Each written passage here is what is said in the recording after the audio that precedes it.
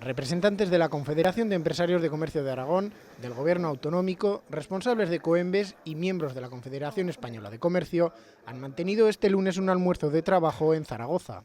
Con el título La sostenibilidad de los comercios en la gestión de residuos de envases, los asistentes se han mostrado comprometidos con seguir trabajando para que las generaciones futuras encuentren un mundo más limpio. El compromiso de sostenibilidad cada vez llega más lejos, ya digamos el empresario tanto aragonés como español está cada vez más concienciado con la necesidad de preservar el medio ambiente. Todos tenemos más bien interiorizado que el medio ambiente que nos rodea no es una herencia de nuestros padres, es más bien un préstamo de nuestros hijos, y en ese sentido aportar su granito de arena en forma de una gestión sostenible de los residuos de envases que comercializan, pues siempre es de agradecer.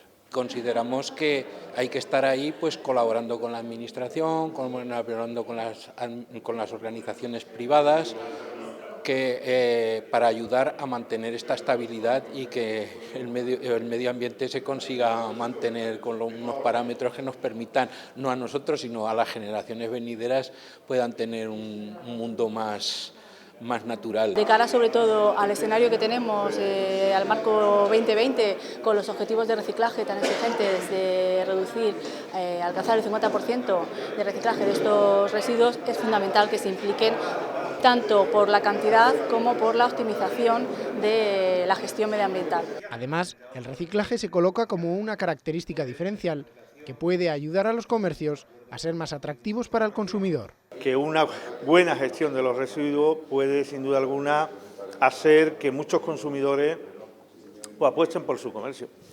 Es lo que nosotros estamos intentando de alguna forma trasladar a nivel nacional y apostando por un comercio verde, ¿no? Un comercio donde la sostenibilidad medioambiental sea importante. Durante el encuentro, los comerciantes han mostrado su respaldo al actual sistema de gestión de residuos y han descartado otras propuestas como el sistema de depósito, devolución y retorno.